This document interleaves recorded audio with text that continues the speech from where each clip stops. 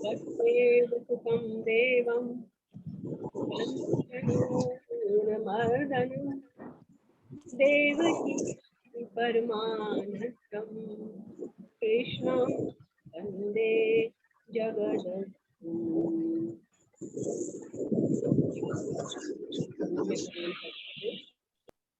यहाँ उपस्थित सभी को नमन करते हुए और हम आज का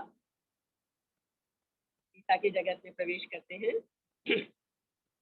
पिछली बार हमने पहला अध्याय हमारा संपूर्ण हो गया था, बस उसकी एक चीज लास्ट में रह गई थी, जो हर आपने देखा होगा, जिनके पास गीता है वो अभी भी देख लें कि अंत में जब भी हर चैप्टर का एंड होता है तो समाप्ति पे व्यास जी एक पंक्ति लिखते हैं, ओम तत्सदिति। पढ़ो एक बार, देखो आप जिसके पास भी गीता है।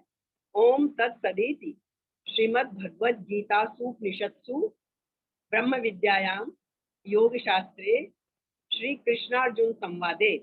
और फिर जो जो चैप्टर होता है उसका नाम, तो पहले चैप्टर का नाम क्या है? अर्जुन विषाद योगो नाम प्रथमोध्याय है। ये हर चैप्टर के एंड में मिलेगा, बस चैप्टर का नंबर चेंज हो जाएगा, प्रथमोध्याय, द्वितीयोध्याय, तृतीयोध्याय, इस तरह 18 अध्यायों में, और चैप्टर का नाम चेंज हो जाएगा। नंबर और नाम, ये दो चीजें बदल जाएंगी। तो एंड में देखो आप, छोटू तुम शायद गीता लेके बैठी हो तो देखो, एंड में लिखा हुआ है ओम तत्सदिति श्रीमद् भगवद गीता उपनिषत्सु ब्रह्म विद्यायाम योग शास्त्रे श्री कृष्णार्जुन संवादे अर्जुन विषाद योगो नाम प्रथमोध्याय।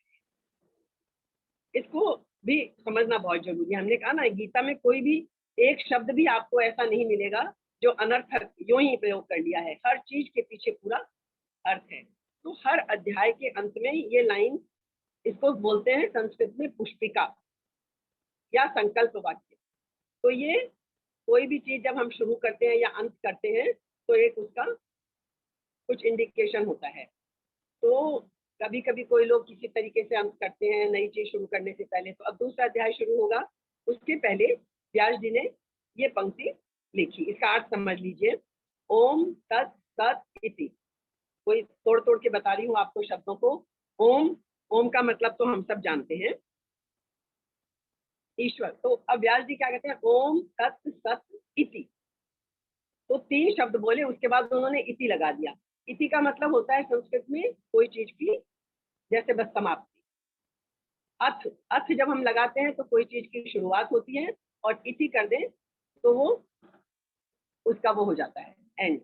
यदि आप संस्कृत में किसी शब्द के आगे पूर्ण विराम, फुल स्टॉप ना भी लगाएं, इति लिख दें, इसका मतलब कि वो चीज वहां पे समाप्त हो गई। और अथ का मतलब होता है प्रारंभ। तो ओम तत् सत इति, अब इसका क्या मतलब है? ओम का मतलब तो हो गया भगवान को प्रणाम कर रहे हैं। तो व्यास जी का क्या करना है कि ओम के उच्चारण से उनका ये तात्पर्य है कि भाई मेरी रचना में, पढ़ने में, लिखने में, सुनने में, बोलने में कहीं कोई चूक हो गई है, वो दोष मिट जाए। भूल चूक इंसानों से होती है, कहीं बोलने में, उच्चारण में हो जाए, कहीं समझने में हो जाए, लिखने में हो जाए। दूसरा तत्, तत् हम सब जानते हैं ईश्वर के लिए आता है, तत् सत। तो तत् का मतलब है कि ये व्यास जी कहते हैं मेरी ये रचना भगवान की प्रसन्नता के लिए है, भगवान की प्रीति के लिए है। और तीसरा सत, सत का मतलब सत्य, अविनाशी फल देने वाली हो। सत मतलब जो हमेशा रहता है। सत और असत दो वर्ड हम यूज करते हैं। सत का मतलब जो हमेशा रहने वाला है, अविनाशी। सत्य भी हमेशा रहने वाली चीज है, नष्ट नहीं होती, सत सच ही रहता है। और तो इसलिए क्या मतलब हुआ इसका, ओम तत् सत। बस व्यास जी कहते हैं इति, बस भाई मेरा इतना ही मतलब है, मेरा और कोई इस गीता ज्ञान के उसमें मेरा और कोई अर्थ नहीं है। ये सत्य वाली अविनाशी चीज है, ये गीता ज्ञान मेरा। अब आगे का वर्ड देखो, आप समझने की कोशिश करो। ओम तत् सत इति, अब आगे वर्ड आया है श्रीमद् भगवद गीता उपनिषत्सु। इसको भी तोड़ के देखो, श्रीमद् भगवद गीता उपनिषत्सु। अब श्रीमद् भगवत, ये क्यों कहा इसको श्रीमद् भगवत? श्री श्रीमत, श्रीमान, श्री से युक्त, वो आया है जैसे ईश्वर के लिए। क्यों आया है? श्री का मतलब होता है सारी शोभाओं से युक्त, सर्व शोभा संपन्न। क्या क्या उसमें है? सर्व शोभा में क्या क्या आ जाएगा? संपूर्ण ऐश्वर्य, धर्म, यश, श्री, ज्ञान और वैराग्य। ये 6 चीजें जिसमें हो, वो हम, जिसमें नित्य विद्यमान रहती है। आती जाती तो हमें भी रहती है, धर्म, यश, ज्ञान, श्री, वैराग्य, ये सब चीजें हमें भी आती जाती रहती है, लेकिन जिसमें नित्य सदा विद्यमान रहती है वो है ईश्वर। तो उन भगवान के मुख से निकली हुई है ये गीता, इसलिए क्या होगा? ये भगवान के मुख से निकली हुई होने के कारण श्रीमद् भगवत गीता। अच्छा, अब और क्या है आगे? श्रीमद् भगवत गीता सु। अब गीता क्यों कहा? श्रीमद् भगवत का अर्थ भी हो गया। एक एक शब्द का अर्थ समझा रही हूँ, हर बार समझाने की जरूरत नहीं होगी। श्रीमद् भगवत गीता, गीता का मतलब क्या होता है? गीत। गीत तो आप सब जानते हैं, गाना। हाँ, इसको कहा है गीता, मतलब गाई गई, जो चीज गाई गई वो गीता। गीता गाना कब हम गाते हैं? जब हम मस्ती में होते हैं, प्रसन्न होते हैं। कभी भी देख लो आप, जब हम बहुत खुश होते हैं तो हम क्या करते हैं? गुनगुनाने लगते हैं, है ना? तो ये गीता जो है ये मस्ती में गाई गई है। कृष्ण है विषाद में, अर्जुन तो अपनी, सॉरी, अर्जुन विषाद में है, कृष्ण तो अपनी मस्ती में है। वो उस युद्ध क्षेत्र में भी गीता गा सकते हैं। और मनुष्य जब मस्ती में हो, आनंद में हो, तब उसके मुख से स्वतः गीत निकलता है।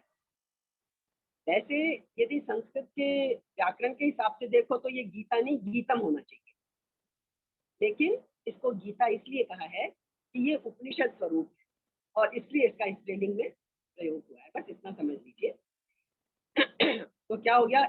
ओम तत्सदिति श्रीमद् भगवत गीतासु उपनिषदसु। उपनिषद क्यों कहा है?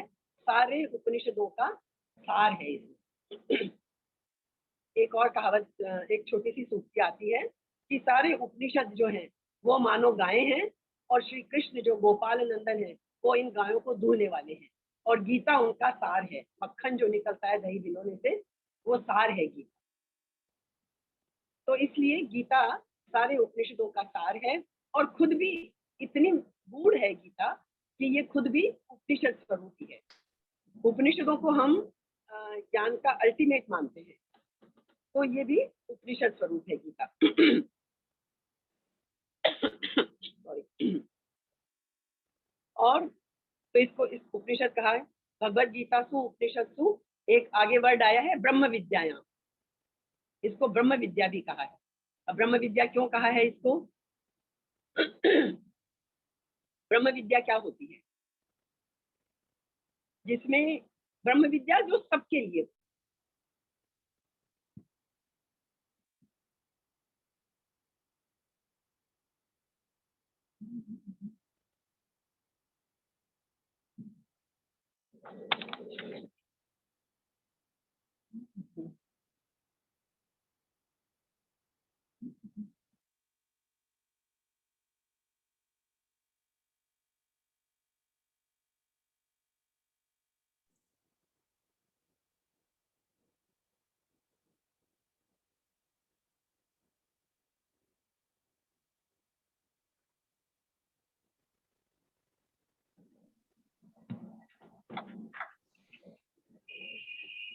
आई डोंट नो क्यों भाभी फोन कर रही है। सर, पूजा, उनको एक्चुअली शायद थोड़ी आवाज कम आ रही है, बट हम सबको तो ठीक ही आ रही है। पता नहीं राजू मामी जी क्यों बीच में फोन कर रही हैं। तुम एक नहीं, बार बात कर लो। आवाज कम, आवाज आ नहीं रही बीच में। मेरी आवाज नहीं आ रही? हाँ, आपकी नहीं आ रही थी। हाँ जी, अभी तो आ रही है। अब आ रही है, अब आ रही है। अब आ रही है ना? हाँ। पूजा, हाँ तुम एक बार राजू मामी जी को फोन कर लो, पता नहीं वो क्यों ट्राई कर रही है, कोई जरूर बात हो। ठीक है, मैं बात। तुम बात। Sorry, sorry for disturbance. अच्छा, आ गई हैं भाभी, शायद आ गई हैं, रहने दो। तो हमने सॉरी, तो ये हमने देख लिया कि उपनिषद ब्रह्म विद्या हो गई, ब्रह्म विद्या सु। और अब आगे क्या आया है? ब्रह्म विद्यायाम योग शास्त्र। गीता को क्या कहा गया है? योग शास्त्र भी कहा गया है। ब्रह्म विद्या तो हमने देख ली, जिसमें किसी वर्ण, संप्रदाय, धर्म, गीता किसी के लिए पर्टिकुलर व्यक्ति के लिए नहीं है, सबके लिए समान रूप से है। किसी भी धर्म का हो, किसी भी जाति का हो, किसी भी वर्ण का हो, स्त्री पुरुष बच्चा, बच्चों के लिए तो बहुत खासकर है, मतलब किसी भी उम्र के लिए, कोई उम्र की सीमा नहीं है, किसी चीज की कोई सीमा नहीं है, सबके लिए है। तो ये हो गई ब्रह्म विद्या। अब योग शास्त्र क्यों कहा गया है इसे, योग शास्त्र का भी मतलब समझ लेते हैं। कर्म योग, ज्ञान योग, भक्ति योग, ध्यान योग, इन सब योग साधनों की शिक्षा इसमें दी गई है, जिससे हम साधक ईश्वर के साथ अपने सच्चे स्वरूप का ज्ञान कर सके। जिस भी योग से हम कर सकते हैं अपनी रुचि के अनुसार। मैंने कहा ना, गीता सबके लिए है।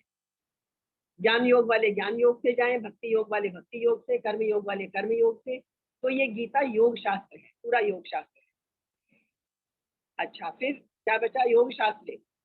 श्री कृष्णार्जुन संवादे, आप एक एक शब्द पे देखो, गीता क्या है, पूरी डायलॉग फॉर्म में है। श्री कृष्ण और अर्जुन का संवाद है पूरी गीता में। तो श्री कृष्णार्जुन संवादे, अर्जुन ने संवाद कहाँ होता है? देखिए, एक जना बैठे और बोले, कोई खाली कृष्ण कृष्ण बोलते रहते, अर्जुन ऐसा ऐसा ऐसा ऐसा, तो वो संवाद नहीं कहलाता। संवाद का मतलब है डायलॉग, जब दोनों लोग बराबर साझेदारी करते हैं। कोई शंका है तो पूछो, कहीं विरोध है तो विरोध प्रकट करो, मतलब सब अपनी अपनी राय रखे, तो वो होता है संवाद। तो श्री कृष्ण अर्जुन संवादे, ये गीता कैसी है? श्री कृष्ण और अर्जुन के संवाद के रूप में है। तो श्री कृष्ण अर्जुन संवादे। अब आगे क्या आया? ओम तत्सदिति श्रीमद्भगवद्गीतासु उपनिषत्सु ब्रह्म विद्यायाम योग शास्त्रे श्री कृष्ण अर्जुन संवादे अर्जुन विषाद योगो नाम प्रथमोध्याय। अब ये सबसे इंपॉर्टेंट चीज है, अर्जुन विषाद योग। इसमें कोई ज्ञान योग, भक्ति योग, कर्म योग नाम नहीं दिया है। क्या नाम दिया है इन्होंने? अर्जुन विषाद योग। अर्जुन के दुख का योग है विषाद योग। इस अध्याय का नाम क्या है?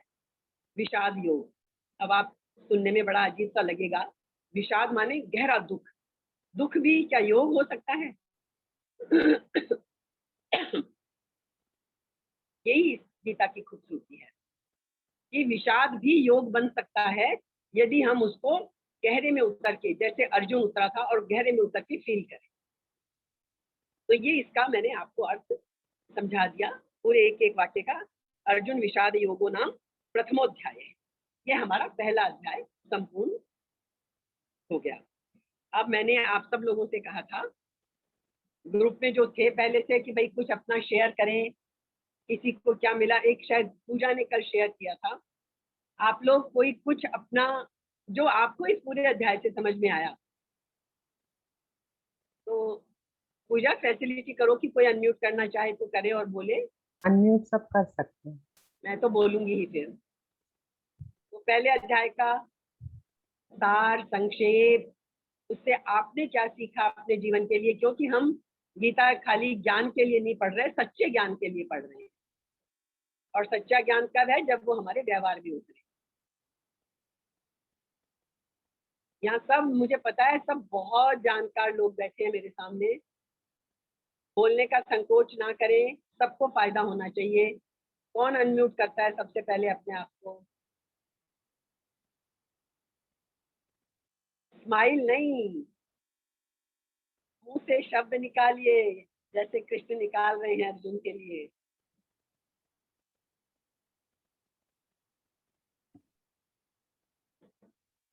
मुझे एक डाउट था, जो हमने आवाज, थोड़ी आवाज नहीं आती। कौन बोल रहे हैं?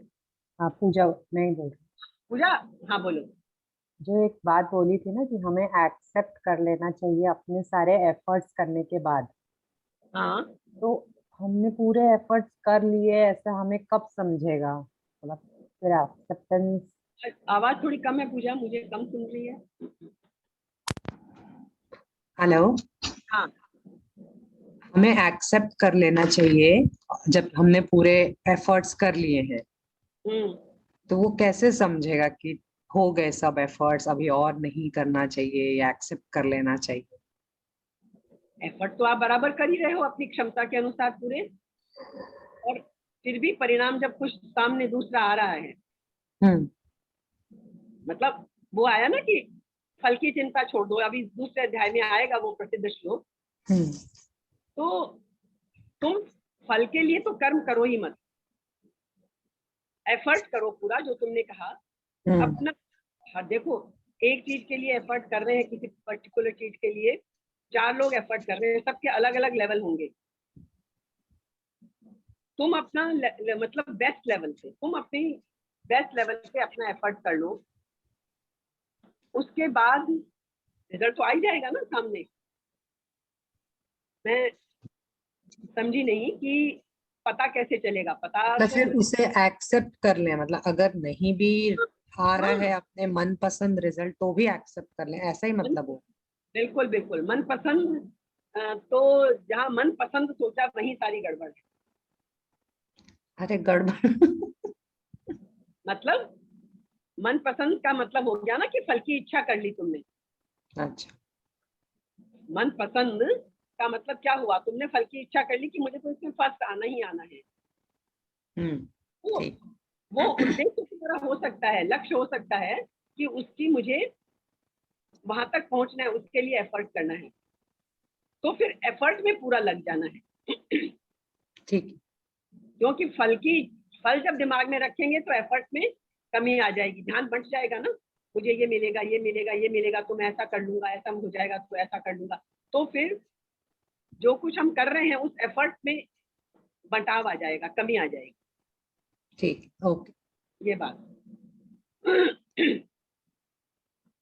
और पहले अध्याय का ये संकल्प वाक्य तो हमारा पूरा हो गया, तो एक तरह से हमारा हमने कुछ नहीं छोड़ा है, एक एक जितना हम कर सकते थे मैक्सिमम हमने कर लिया। यूं तो मैंने कहा ना, एक अध्याय को भी आप पूरे उस तक एंड तक चला सकते हो, एक संकल्प वाक्य को भी।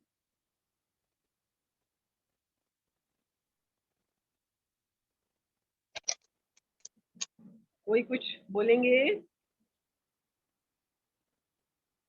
अपने कर्तव्य का पालन करते रहो और एफर्ट्स करते रहो। बिल्कुल, स्वधर्म का पालन, सारी गीता का सार यही है, कर्तव्य कर्म का पालन करना है। जो भी तुम्हारा कर्तव्य कर्म है, स्वधर्म का मतलब कर्तव्य कर्म, उसका पालन करना ही करना है। तो चलिए अब हम इसको बहुत संक्षेप में फटाफट देख लेते हैं कि आपने लक्ष्य निर्धारित कर लिया, योग शास्त्र भी हमारा हो गया। अब एक सबसे बड़ी बात क्या है कि ये कन्वर्सेशन हमने बात देख ली, अब ये अर्जुन विषाद योग जो हमने नाम देखा, तो इस तरह तो आप सब कह सकते हो कि हम तो सबके सब योगी हैं। नाम नाम देखो इसका, विषाद योग, और सारी दुनिया ज्यादातर क्या है, विषाद में तो पड़ी ही है। तो यदि विषाद भी योग बन सकता है तो फिर तो हम सब फुल टाइम योगी योगी हैं, क्योंकि सारी दुनिया तो दुख नहीं है, तो फिर तो सभी योगी हैं हम, क्योंकि हम तो हर वक्त दुख में ही रहते हैं। इसका असली मतलब ये है कि उस दुख को, जैसे अर्जुन का विषाद योग बन गया, विषाद योग कब बनता है, जब आप उसको पूरी तीव्रता से अनुभव करो। ये हमने पहले भी ये बात की थी, पूरी तीव्रता से अनुभव करना है। वो इतनी तीव्रता से अनुभव किया कि वो अपने कर्तव्य कर्म से दूर हटा, और उसकी किस्मत थी कि कृष्ण जैसा उसको सारथी मिल गया, कृष्ण जैसा उसको ज्ञान देने वाला मिल गया, मार्गदर्शक मिल गया, और उसका वो विषाद योग में परिवर्तित हो गया। तो हम सबको यही करना है कि हमारे जो दुख हैं, जो हमारी तकलीफें हैं, उनको हम योग में बदल डालें। उनकी गहराई में जाएं, उनको पूरा समझने की कोशिश करें। पक्का समझ लीजिए, एक तो दुख में आकर और हम अर्जुन की तरह से ऊपरी ऊपरी बातों में आ जाएं और सब गड़बड़ कर डालें, और एक उसकी गहराई में जाएंगे। आप उसकी, जैसे बोलते हैं ना, परत दर परत उखाड़ते जाओ उस दुख की, थोड़ी देर में बैठ के सोचो, आपका खुद ही वो दुख हल्का होता चला जाए। फिर वही बात आ जाएगी यहाँ रिएक्ट और रेस्पॉन्ड वाली भी, दुख आया, उलझ गए, घिर गए उसमें, तो गड़बड़ है। लेकिन उसको थोड़ा बैठ के मनन किया, बात बदल जाएगी, जैसे अर्जुन का सब कुछ बदल गया था। तो सबसे बड़ी बात क्या है, इस बात को सबसे बड़ा लेसन जो गीता से लेना है वो ये कि विपरीत परिस्थिति, विपरीत परिस्थिति भी हमारे आगे बढ़ने की सीढ़ी बन सकती है। ये आपने बहुत लोगों का देखा होगा कि जब आदमी को बहुत गहरा तगड़ा दुख मिलता है और जो उस दुख में टूटते नहीं है, आप बड़े बड़े लोग जो दुनिया में जिनका नाम हुआ है, उनके आत्मकथा देखिए, उनकी उनके सारे जीवन की कहानी देखिए, तो यही निकल के आएगा कि वो दुख में टूटे नहीं। और जैसे कोई बहुत किसी का अपमान करता है तो कोई क्या करता है, अच्छा मैं तुम्हें एक दिन बड़ा बन के दिखाऊंगा। वो उस अपमान के घूंट को उस वक्त तो पी जाता है, लेकिन एक अंदर में आग जला लेता है। तो हम अपने दुखों को भी अपने आगे बढ़ने की सीढ़ी बना सकते हैं। ये हमें गीता से सीखना है। इतने विषाद में पढ़ के और अर्जुन फिर कितना ज्ञानी बन गया कि उसको ईश्वर के विराट रूप के दर्शन भी मिल गए। कहाँ से कहाँ पहुंच गया वो, कहाँ तो वो भागने को तैयार था। तो यदि हम दुख के वक्त, गहरे दुख के वक्त, जैसे अभी पूजा पूछ रही थी, रिजल्ट मन पसंद ना मिले, तो जो मन पसंद चीज नहीं मिली तो रुको, विवेक पूर्वक विचार करें हम उसके ऊपर और उसकी तह तक जाएं, ठहर जाएं, विश्लेषण करें हर चीज का, और फिर सच्चा अनुभव लेकर कि ये ऐसा हुआ, ऐसा क्यों नहीं हुआ, और फिर आगे बढ़े। सीख ले ली, बस उसको, उस चीज को आगे साथ में घसीटना नहीं है, उसको छोड़ दो वहीं पे। उससे जो सीख मिली, जो लिया, वो आगे लेके और आगे बढ़ गए। तो इस मतलब हमें इसका सबसे बड़ा यही चीज मिलेगी इसमें कि ये विषाद को हम योग में बदल सकते हैं। सारे दुख और पीड़ा जितने हमारे हैं इस संसार में, उन सब का एक ही कारण है कि हम जो अपने जीवन में संघर्ष आते हैं, तकलीफें आती हैं, उनसे निपटने की हम में क्षमता नहीं। यदि अपने दुखों और तकलीफों से निपटने की हम में क्षमता होती तो हम दुखी नहीं होते। अर्जुन के सामने इतना बड़ा दुख आया, इतनी बड़ी समस्या आई, लेकिन क्या था उसमें, उससे निपटने की क्षमता नहीं थी, तो वो एकदम दुखी हो गया और भागने को तैयार। तो दुखों का कारण हमारा क्या है? सारे दुखों और हमारी पीड़ा का कारण यह है कि हम अपने जीवन में आए हुए संघर्षों का, अपने जीवन में आए हुए दुखों का और कष्टों का, उन सब से निपटने का सामर्थ्य नहीं रखते। तो वो हमें अपने अंदर पैदा करना है, और वो पैदा कैसे होगा?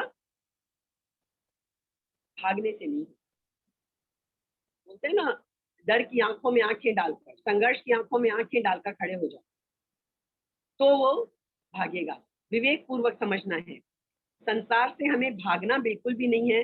जैसे अर्जुन भागने को तैयार हो गया था ना, मुझे तो युद्ध नहीं करना, मैं तो जाऊंगा, शस्त्र रख दिए, अस्त्र रख दिए, दुखी होकर बैठ गया। तो हमें पलायन नहीं करना है, सामना करना है और विवेक पूर्वक।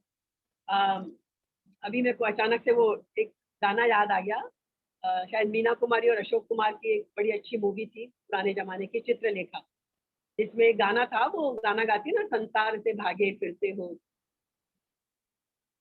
भगवान को तुम क्या पाओगे। याद आया किसी को वो गाना? है ना? तो संसार से भागने से भगवान नहीं मिलेगा, यहाँ तो डट के खड़े हो जाओ। हर संघर्ष में, हर तकलीफ में भागना नहीं है। ये अर्जुन जो भगोड़ा बन रहा था ना, भगोड़ा बन रहा था ये, और ये क्या चाहता था? मैं संन्यास ले लूं, चला जाऊं यहाँ से, अपने लोगों को मार के क्या होगा, भाग जाता हूँ। आप क्या सोचते हो, अर्जुन यदि संन्यास ले लेता, बहुत लोग कहते हैं अच्छा था ना ले लेता संन्यास। संन्यास लेकर, जैसे उस गाने में था, बहुत सारे हम जितने साधु बाबा महात्मा देखते हैं, क्या ये सब के सब सचमुच सन्यासी हैं? बिल्कुल भी नहीं, कोई एक आधा होगा। सचमुच सन्यासी कोई नहीं है। मन में संसार बसता है तो वो सन्यासी नहीं है। चाहे जंगल में चले जाओ, हिमालय की कंदराओं में चले जाओ, कहीं भी चले जाओ, वो सन्यास नहीं है। अर्जुन चला भी जाता तो क्या होता?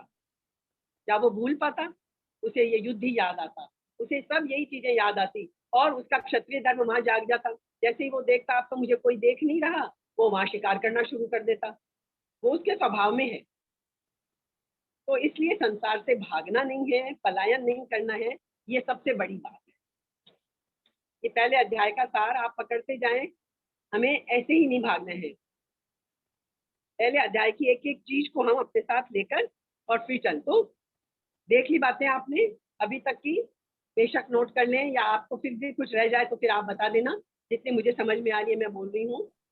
विषाद का हमने देख लिया, विषाद योग बन सकता है यदि हम डट के खड़े हो जाएं। भगोड़ा नहीं बनना है, भागना नहीं है।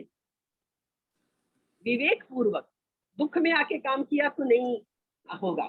विवेक पूर्वक, विवेक का मतलब होता है सही और गलत में फर्क करने की क्षमता। अब दूसरी बात क्या आती है, और ये सारी प्रॉब्लम आती कब है? ये होता है आइडेंटिटी क्राइसिस। हम अपने आप को भूल जाते हैं कि हम कौन हैं। जैसे अर्जुन भूल गया, वो भूल गया कि वो एक क्षत्रिय योद्धा है, वो एक न्यायपूर्ण युद्ध करने के लिए खड़ा हुआ है। वो भूल गया और वो फंस किस में गया? मेरे दादा सामने खड़े हैं, मैं इनका पोता हूँ। मेरे गुरु सामने खड़े हैं, मैं इनका प्रिय शिष्य हूँ। मेरे सारे संबंधी सामने खड़े हैं, मेरा इससे ये संबंध है। तो वो अपनी आइडेंटिटी भूल गया। तो हम सबको क्या करना है? आइडेंटिटी क्राइसिस में नहीं फंसना है। अपना असली स्वरूप जो है वो हमें याद रखना बहुत जरूरी है। असली स्वरूप को हम याद रखेंगे तो हम हर मुसीबत से पार हो जाएंगे। और इस स्वरूप को भूलने का कारण क्या है? अटैचमेंट, मोह। एक से एक चीज निकलती जा रही है। असली स्वरूप हम कब भूलते हैं? जब हम मोह में पड़ जाते हैं। हमने पहले भी बात करी थी, मोह ग्रसित नहीं होना है। मोह में हम सच्चाई से दूर चले जाते हैं। तो हमें मोह में बिल्कुल भी नहीं पड़ना है। अब गीता तो यूनिक है, गीता यूनिक चीज है, वो बिल्कुल अलग है। अब गीता का विषाद और ये सब हमने देख लिया। अब एक चीज हम समझ सकते हैं कि एक तरह से हम सब बीमार कह लीजिए, मतलब सही जीवन हम नहीं समझ पा रहे हैं, तो हम एक तरह से बीमार की कैटेगरी में आ गए। तो सबसे पहले क्या करना चाहिए? हमें अपनी बीमारी को समझना चाहिए। जैसे हम शरीर से भी बीमार होते हैं तो हम सबसे पहले क्या करते हैं? आजकल तो वैसे ही चल पड़ा है एनुअल हेल्थ चेकअप। डिजीज का डायग्नोस होना चाहिए। जो भी हमारी बीमारी है, जो भी हमारी प्रॉब्लम है, बीमारी का मतलब यहाँ क्या है? जो भी हमारी समस्या है, प्रॉब्लम है, हमें उसको सबसे पहले उस बीमारी का डायग्नोसिस होना चाहिए। यहाँ पे हम क्या करेंगे? जब हम डायग्नोस हो जाएगा तो हम उसको समाधान कर पाएंगे। जैसे हम बोलते हैं ना कि अभी तो तबियत खराब चल रही है 15 दिन से, पर समझ में ही नहीं आ रहा, डॉक्टर टेस्ट पे टेस्ट कराए जा रहे हैं, क्योंकि वो दवा किस चीज की देंगे? जब तक बीमारी पकड़ में आएगी तो दवा दी जाएगी। तो इसलिए हमें भी अपने दुख का, अपनी तकलीफ का, इनका कारण हमें समझना होगा, तब हम उसका समाधान कर पाएंगे। तो कृष्ण ने क्या किया? अर्जुन की बीमारी पकड़ ली कि ये मोह में पड़ गया है, अपने स्वरूप को भूल गया है और इसलिए ये अपने क्षत्रिय धर्म से विमुख हो रहा है। तो कृष्ण ने फिर उसके अनुरूप उसको रेमेडी दी। अब वो ये भी समझते हैं कि ये अर्जुन बड़े क्वेश्चन कर रहा है, ज्ञान की बातें आपने सुनी ना, कितना लंबा चौड़ा अर्जुन पूरे अध्याय में बोलता है।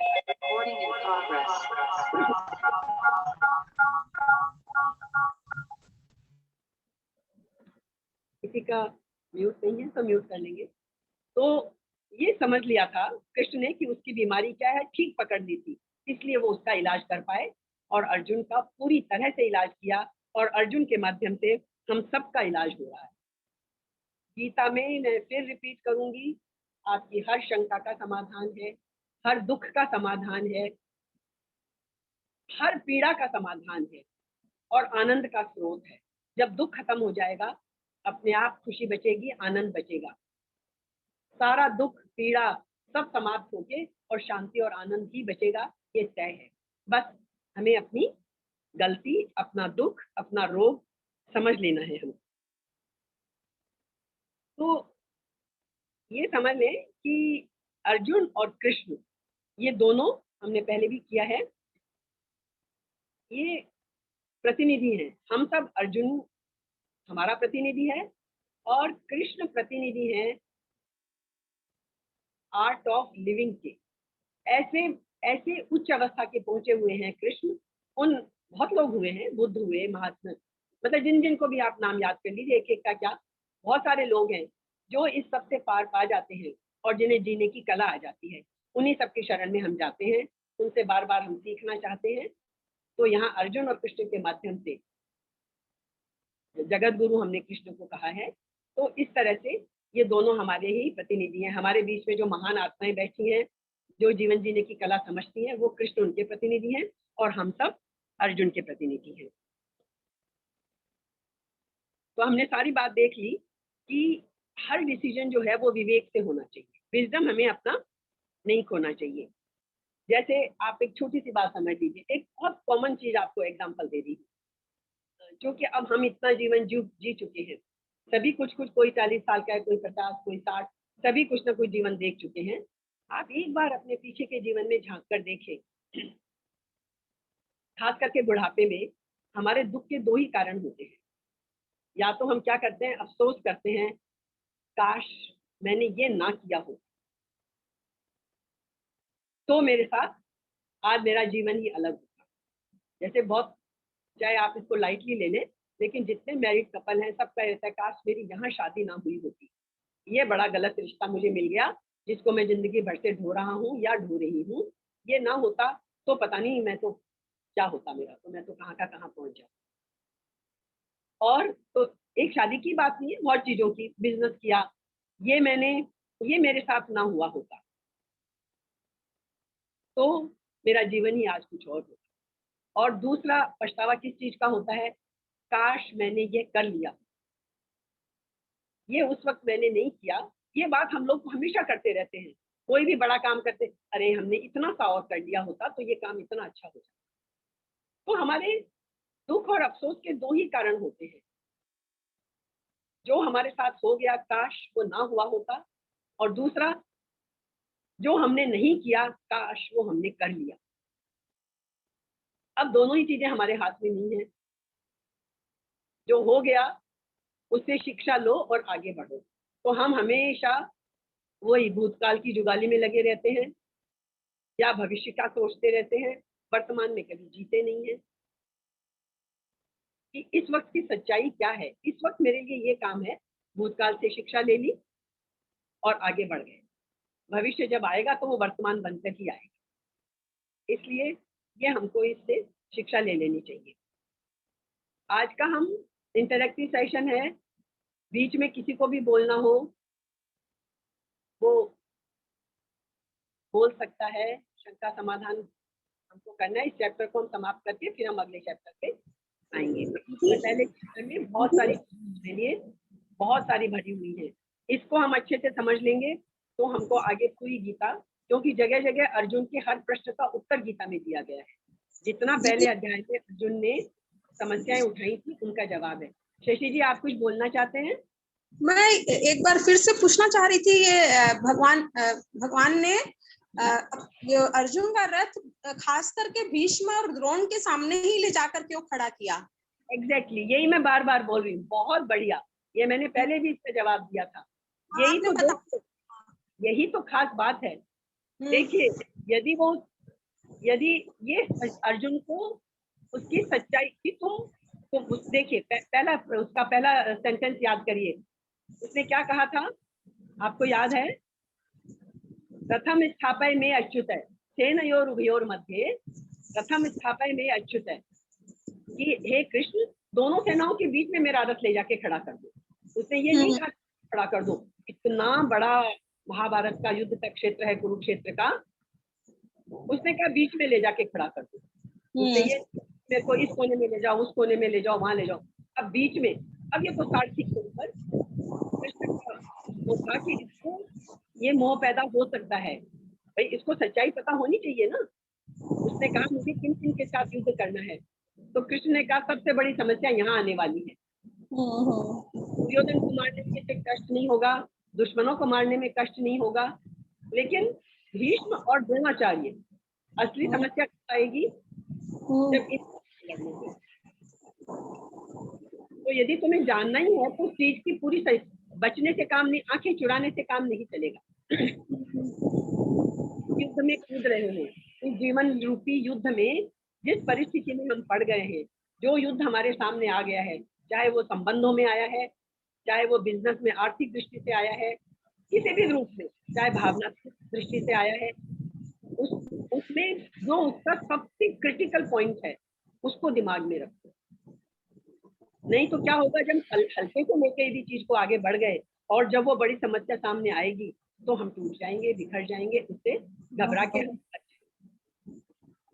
तो कृष्ण अर्जुन को सबसे बड़ी जो चुनौती आने वाली है उसके सामने कि जब वो गुरु द्रोणाचार्य से लड़ना पड़ेगा, जब उसे से लड़ना पड़ेगा, तब आएगी असली चुनौती सामने। इसलिए कृष्ण ने जानबूझकर वहां ले जाकर रथ को खड़ा किया कि देख, तूने जो कहा है ना, मुझे दिखाओ जरा कि मुझे किस किस के साथ से करना है, तो ये देख तुझे किस किस को। बहुत गहरी बात है। शशि जी, क्लियर हुआ? हाँ दीदी, हाँ क्लियर हो गया ना? हाँ। तो यही सबसे बड़ी चुनौती है। और जब भी हम किसी चीज में कूदे, उसका सबसे मुश्किल पॉइंट जो है उसको दिमाग में रखें, तब हमारी जीत की संभावना बढ़ती चली जाएगी। अचानक कोई बहुत बड़ी तकलीफ आ गई, अब अर्जुन क्या है, सारा तैयार होके युद्ध में लड़ रहा है कि हाँ मुझे लड़ना है भीष्म पितामह से, हाँ मुझे लड़ना है गुरु द्रोणाचार्य से। जो इतनी सारी उसके अंदर प्रश्न उठे और वो युद्ध छोड़ने को तैयार हुआ। कल्पना करिए यदि युद्ध के बीच में, युद्ध शुरू हो जाता, युद्ध के बीच में उसको ये मोह जागता और वो हथियार छोड़ के बैठ जाता, तो क्या महाभारत का क्या परिणाम होता, आप सोच सकते हैं। इसलिए सारा उसका द्वंद्व, उसके अंदर की सारी समस्याओं का पहले ही कृष्ण ने निदान कर दिया। तो ये और कोई प्रश्न है दिमाग में, प्लीज पूछे।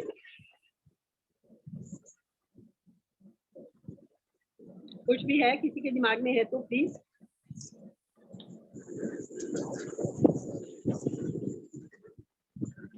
इसका मतलब पहला अध्याय समझ में आ गया तो हम फिर आगे बढ़ने की कोशिश करें, दूसरे अध्याय पे पहुंचे।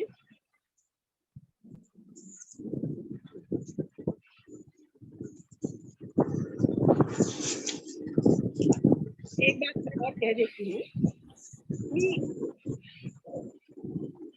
अर्जुन को जैसी तीव्रता हुई थी, वो तीव्रता होनी बहुत जरूरी है।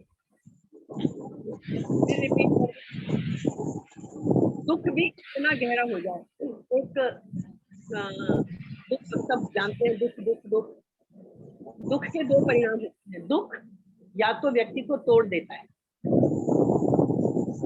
और या क्या करता है, वो व्यक्ति को मुक्त कर देता है। दुख या तो व्यक्ति को तोड़ता है या दुख इतना बढ़ जाता है कि वो व्यक्ति को मुक्त कर देता है। ये लाइन मुझे जहां तक याद आ रहा है, मैंने एक उपन्यास पढ़ा था बहुत पहले अपने कॉलेज के दिनों में। जहां तक मुझे ध्यान है, हिंदी के एक प्रसिद्ध लेखक हैं अज्ञेय, सच्चिदानंद हीरानंद वात्स्यायन अज्ञेय। ये अज्ञेय का एक उपन्यास जहां तक मुझे याद है मैंने पढ़ा था, नदी के द्वीप। उसमें ये सेंटेंस कहीं आया था, लेकिन ये तब से दिमाग में बैठा हुआ है और अब इसकी सच्चाई इतने जीवन में देख भी ली। ये उपन्यास पढ़ा था बिल्कुल अपने कॉलेज के दिनों में कि दुख या तो व्यक्ति को तोड़ता है और या वो दुख इतना बढ़ जाता है और व्यक्ति उससे सामना कर लेता है तो वो व्यक्ति को आजाद कर, मुक्त कर देता है वो हमें सब दुखों से। जैसे हुआ अर्जुन के साथ, इतना दुख बढ़ा उसका, इतना दुख बढ़ा उसका कि वो अपने कर्तव्य कर्म से दूर हुआ। और अर्जुन जैसा, जब अंदर से सच्ची प्यास होती है, जब हम भगवान के प्रति समर्पण कर देते हैं तो हमें ज्ञान मिलता है। अर्जुन ने यहाँ क्या किया, ये बड़ी बात है गीता की और जीवन की। हम सब बोलते हैं ना कि सबसे बड़ा तब जब समर्पण कर दो ईश्वर के प्रति। तो अर्जुन ने कृष्ण को सारथी चुनकर समर्पण कर दिया था। सारथी का मतलब जो आपको हाँकने वाला है, आपके रथ को चलाएगा, जो उसकी आपकी बागडोर। तो कृष्ण, अर्जुन ने यहाँ न केवल रथ की बागडोर कृष्ण के हाथ में दी है, उसने अपने जीवन की बागडोर भी कृष्ण के हाथ में दे दी है, अपने निर्णयों की बागडोर भी कृष्ण के हाथ में दे दी है। वो इतना मानता है कृष्ण। तो इसलिए ये पहला अध्याय हमें ये सिखा रहा है, दुखों से बिल्कुल नहीं घबराना है हमें। दुख तो हमारे जीवन का अनिवार्य हिस्सा है। यदि हम आम बोलचाल की भाषा में उसको दुख माने तो, और दुख का मतलब पूजा ने आज सबसे पहले ही बोल दिया था, मन पसंद काम नहीं हुआ तो दुख है। दुख और कुछ नहीं है, अपनी मर्जी का नहीं होना दुख। दुनिया के बच्चे आज बिगड़ रहे हैं, खराब हो रहे हैं, हमें बस तकलीफ होती है, हाँ भाई गलत हो रहा है दुनिया में, क्या हो रहा है, दुख नहीं होता। लेकिन आज हमारा बच्चा यदि उस गलत संगत में पड़ गया, वो ड्रग्स ले रहा है, वो गलती पे जा रहा है, तो हमारे दुख की सीमा नहीं रहेगी। सबसे बड़ा केस आजकल आप सब देख रहे हैं शाहरुख खान के बेटे का, उसके माँ बाप के दुख की आप कल्पना कर सकते हैं। हम सब तो न्यूज की तरह देख रहे हैं, ठीक है ना। तो मन पसंद जो है, ये वर्ड ही दुख का कारण है। कामना होगी ना, मन पसंद मतलब आपने कामना कर ली, ऐसा ऐसा होना चाहिए, और गीता यही आपको सिखाएगी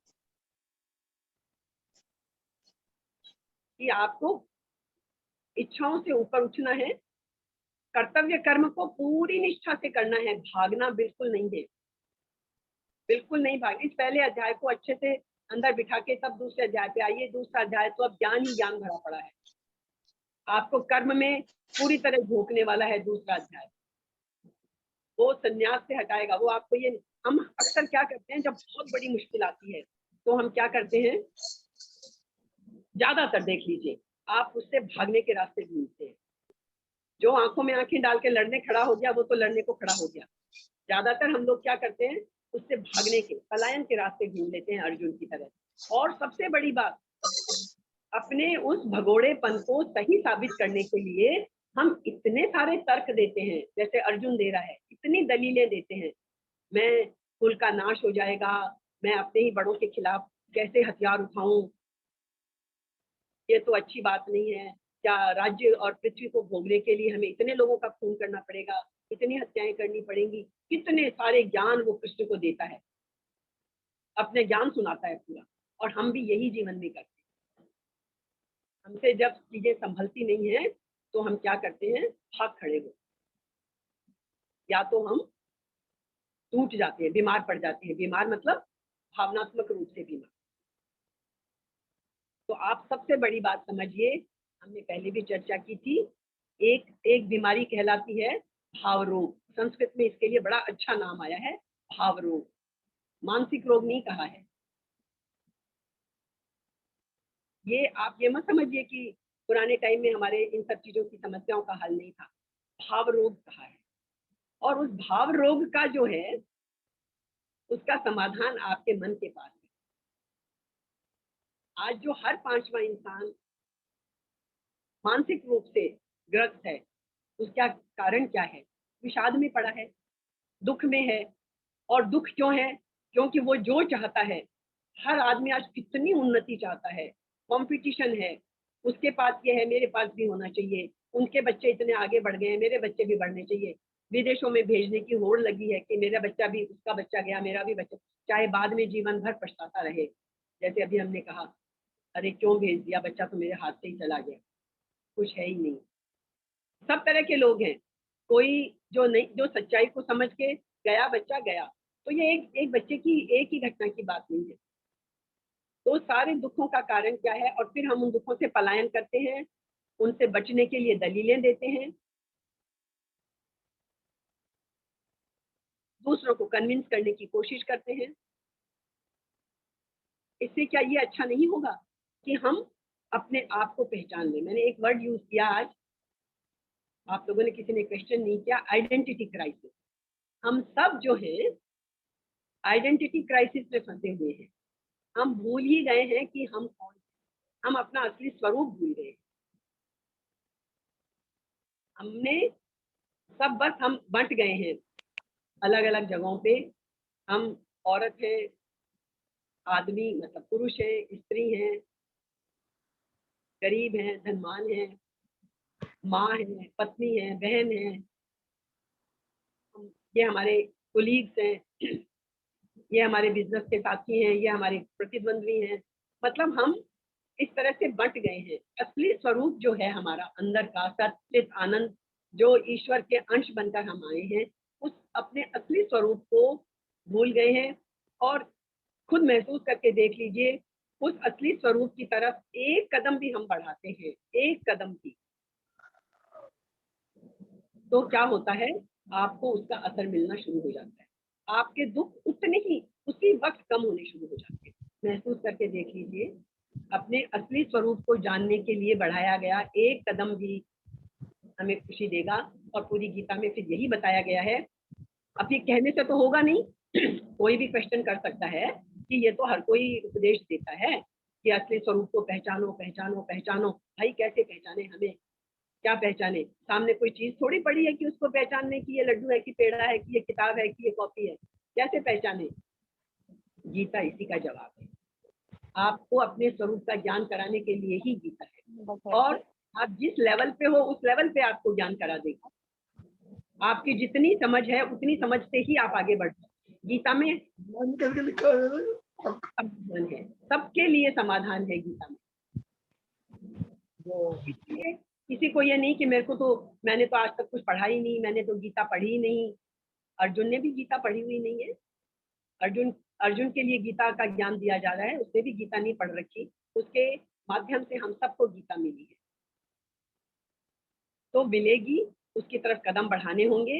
अब जब दूसरा अध्याय हम शुरू करेंगे हर चीज का, तो जैसे सबसे पहला, दूसरा अध्याय शुरू करने से पहले हम थोड़ी सी भूमिका देख लेते हैं, उसके बीच में बात आ गई है तो। जैसे आपको कुछ समझ में नहीं आता, भाई हमें ज्ञान की और विद्वत्ता की ऊंची ऊंची बातें समझ में नहीं आती है, बिल्कुल परेशान होना ही नहीं है। हमें तो जाना ही नहीं है विद्वत्ता और उसमें, हमें तो सिंपल चीजें पकड़ लेनी है जो आपके हमारे जैसे लोग, साधारण लोग अपने जीवन में अपना ले और अपने इन दुखों का अंत कर दे, उस सुख की प्राप्ति कर ले। तो उसके लिए सबसे पहला रास्ता जो अभी दूसरे अध्याय में आप देखेंगे, आपको गीता इतना कर्म में लगा देगी। सबसे पहला रास्ता यही है ना हमारे पास में कि अब कोई कहे नहीं जी आप तो संन्यास ले लो, आप ये कर लो, आप इतने पाठ करो, इतने अध्याय, ये सब तो रास्ते हैं। कोई मंत्र जप के करेगा, कोई माला फेर के करेगा, कोई कुछ, हजारों हजारों रास्ते हैं। लेकिन गीता अपने रास्ते बताएगी, सब आप अपने अनुसार छांट लेना उसमें से जो आपको सबसे ज्यादा सूट करे। तो सबसे आसान क्या है? हम व्यस्त लोग हैं, दुनिया में आए हैं, हम कर्म किए बिना नहीं रह सकते। कृष्ण भी गीता में बोलते हैं, एक क्षण के लिए भी, एक क्षण के लाखवें, हजारवें, करोड़वें हिस्से के बराबर भी, एक क्षण के करोड़ में अनगिनत हिस्से के बराबर भी इंसान कर्म किए बिना नहीं रहता। अभी भी आप क्या है, कर्म मतलब हाथों से ही कर्म नहीं होता, कुछ ना कुछ हमारे अंदर विचार चलता रहता है, कुछ ना कुछ भाव चलता रहता है, सब कुछ चलता रहता है। तो कर्म किए बिना हम एक क्षण के छोटे से हिस्से के बराबर भी कर्म किए बिना हम नहीं। जब कर्म किए बिना नहीं रहते तो फिर सबसे आसान रास्ता क्या है? उस कर्म को करने का सही रास्ता पकड़ना, सारी समस्या का अंत। कर्म किए बिना हम रहेंगे नहीं, सोचे बिना हम एक क्षण भी टिकेंगे नहीं। तो फिर रास्ता क्या है? कर्म करना सही तरीके से सीख।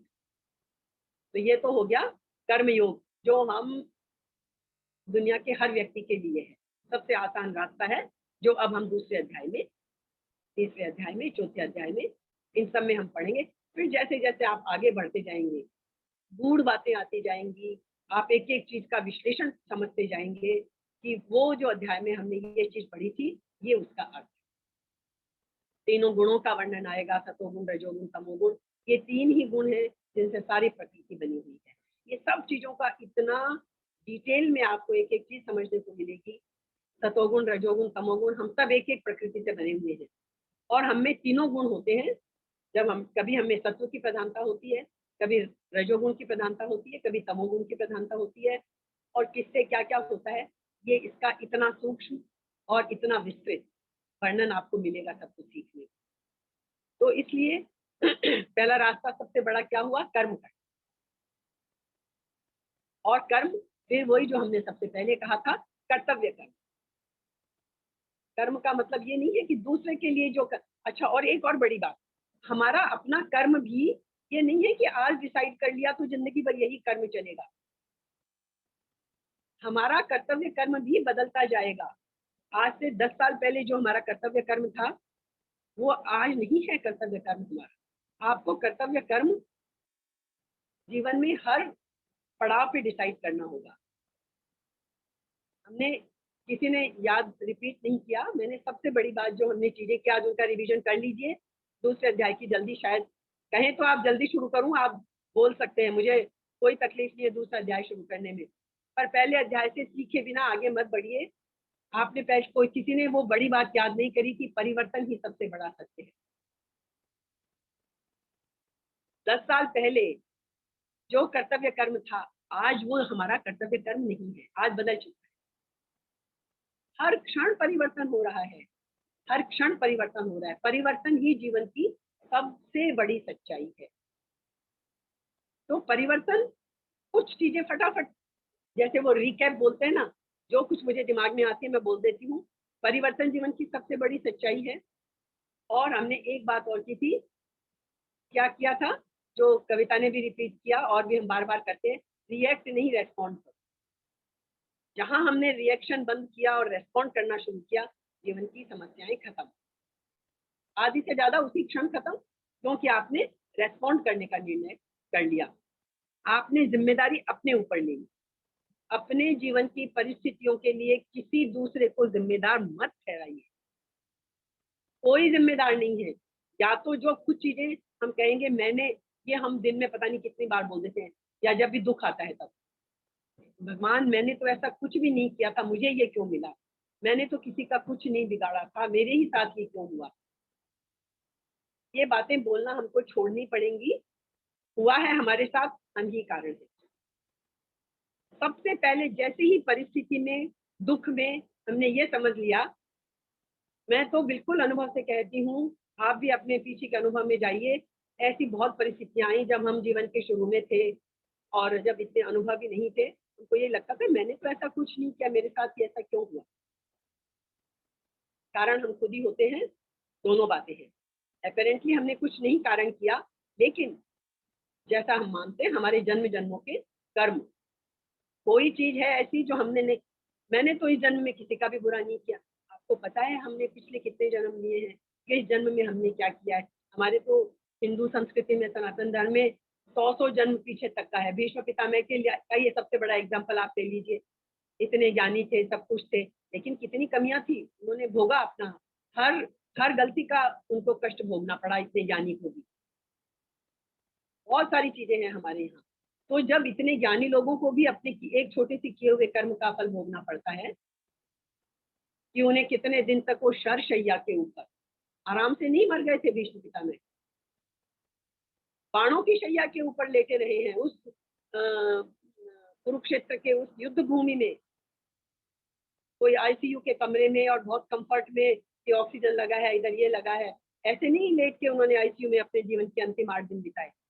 10वें दिन वो गिर गए थे, और जब उन्हें प्राण छोड़े, जब उन्होंने उत्तरायण में सूर्य आए, वो सब बातें छोड़ दीजिए, तो शरशैया पे लेते हैं, कर्म फल तो भोगना पड़ेगा। यदि हमारे जीवन में दुख आया है जिसका कारण हमें समझ नहीं आ रहा है, वो किसी न किसी वजह से आया है, और वर्तमान में हमारे हर किए हुए का परिणाम हमें भोगना पड़ता है।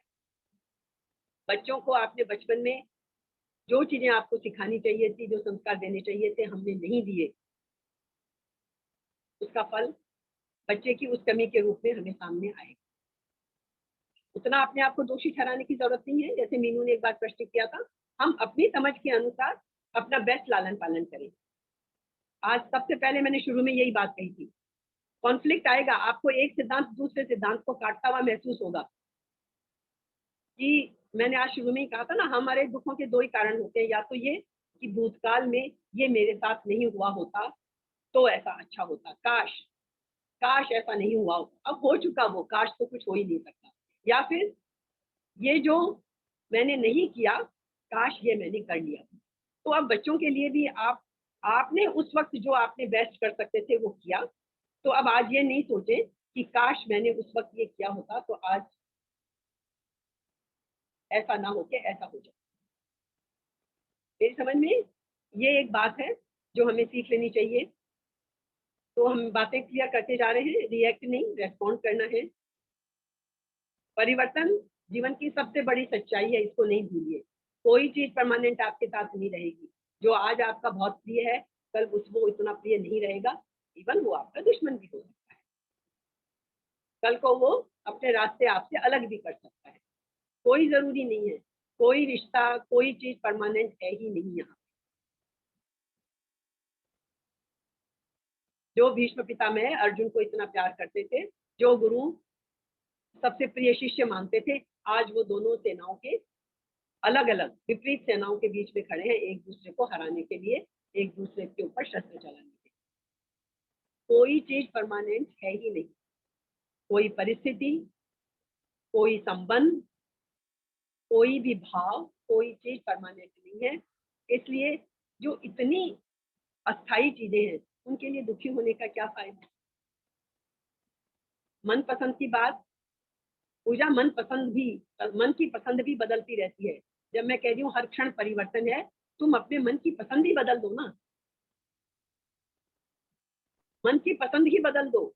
अभी हमें पसंद क्या है, मुझे ये धन मिल जाए, मान प्रतिष्ठा पद, राजनीति में लोग कितने हम जानते हैं, हत्याएं तक हो रही हैं, सब कुछ हो रहा है, इतना सिर्फ उस पसंद के कारण, मन पसंद। यदि हमने पसंद बदल ली, समझ लो पसंद क्या कर ली हमने अपनी, इस पहले अध्याय के अनुसार कि मुझे अपना धर्म नहीं छोड़ना है, मैं माँ हूँ, मुझे माँ का धर्म निभाना है, पत्नी का धर्म, मैं जिस रिश्ते में हूँ वो धर्म निभाना है। लेकिन सबसे बड़ा धर्म, मैं जो आया हूँ इस यात्रा पर, मैं जो ये आत्मा इस संसार में इस यात्रा पर आया हूँ, तो मेरा सबसे पहला कर्तव्य उसके प्रति। ये दुनिया के कर्तव्य मुझे पूरे करने हैं, लेकिन मुझे अपना कर्तव्य, अपनी आइडेंटिटी नहीं भूलनी है, मैं कौन हूँ। इस ईश्वर, जीव और जगत, ये जो हमारे संबंध हैं, जो अब गीता में हम समझेंगे, ईश्वर क्या है, जीव क्या है और ये जगत क्या है, इनकी प्रकृति क्या है, सत्व रजस और तमस क्या है, ये सारी चीजें हम समझेंगे। एक एक चीज हमें समझ में आएगी। बस सबसे पहले यदि ये लक्ष्य बना लो कि मुझे अपनी आइडेंटिटी पहचाननी है, अर्जुन की तरह हमें आइडेंटिटी क्राइसिस में नहीं पड़ना है, हमें भूलना नहीं है कि हम कौन हैं, और वो हम कौन है ये हमें गीता ज्ञान कराएगी। हमें कैसे अपने होने का ज्ञान कैसे पाना है, इसका ज्ञान हमें गीता कराएगी और उसके रास्ते बताएगी कि आपको क्या क्या करना है। खाली ज्ञान से कुछ नहीं होगा, ज्ञान तो बहुत जरूरी है, विवेक, विवेक से हमको हर काम करना है। विवेक माने विजडम, सच और असत, सच और गलत के बीच में फर्क कर पा, ये विवेक है। इस विवेक के साथ हमें निर्णय करने हैं, आगे बढ़ना है। एक ये चीज, ये 4-5 बातें जो हमने इस पहले अध्याय में समझी हैं, ये हमें जीवन के हर दुख से पार कराती, हर दुख से।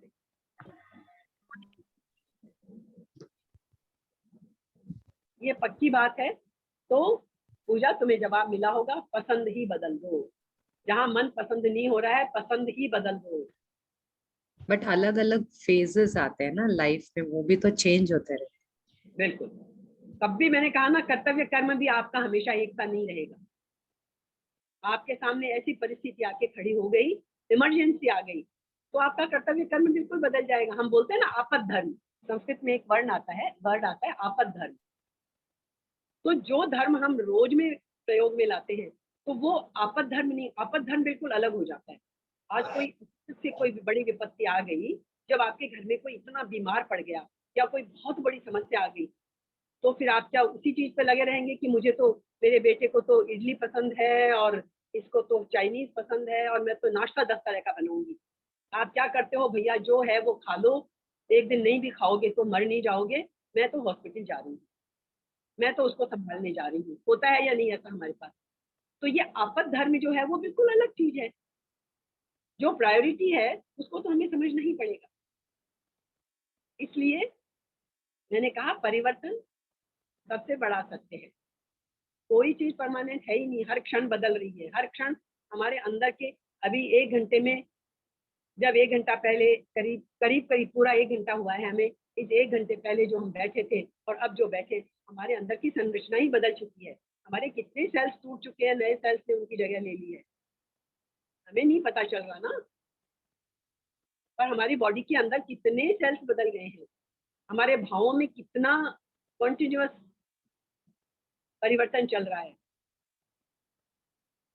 लेकिन होता क्या है, हम जब गहराई में बैठते हैं, सोचते हैं, तो हमें चीजें असर करती हैं, हम समझते हैं। लेकिन जैसे ही हम उठेंगे और हम अपने उसमें आएंगे, अभ्यासवश हम चाहते हैं बदलना, लेकिन अभ्यास पड़ा हुआ है 30 साल का, 40 साल का, हम फिर उसी तरह से करने लग जाते हैं। इसलिए गीता रास्ता दिखाएगी आपको क्या करना चाहिए। इसीलिए मैं छोटी छोटी बात जो प्रैक्टिकल मुझे लगता है, आप दिन भर में 5 या 7 मिनट अपने लिए निकाल सकते हैं ना। किसी के लिए इतनी बड़ी बात तो नहीं है 5 या 7 मिनट अपने लिए निकालना।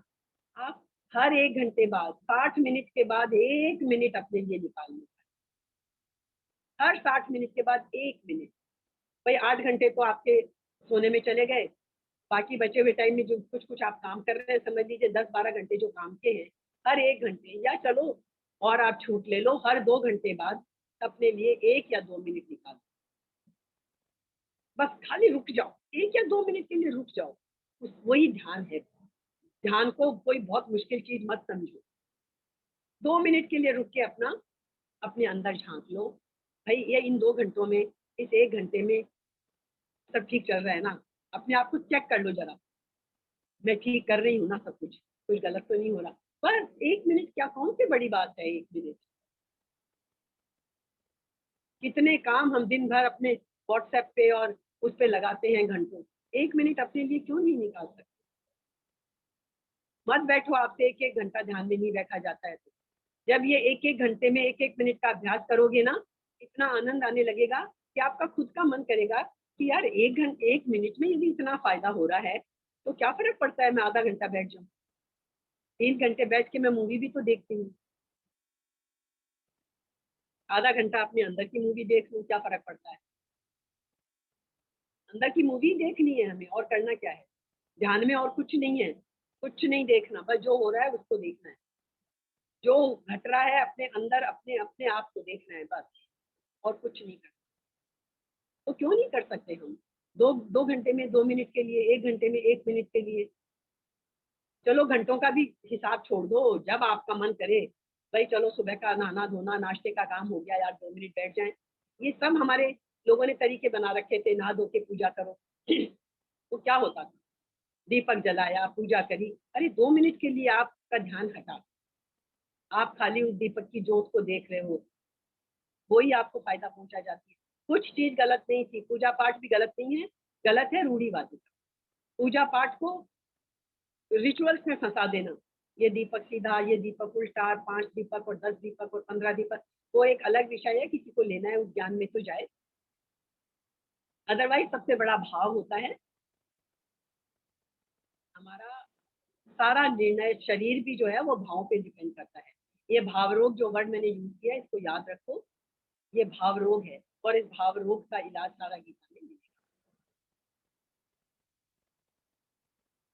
तो मेरी समझ में और कोई बात, प्लीज आप लोग हाथ जोड़कर करबद्ध विनय है, कुछ बोलें, कुछ बच गया है तो उसको बोल दें। दूसरा अध्याय हम शुरू करेंगे अगले सेशन में, तब आपको कर्म में ही कूदना है।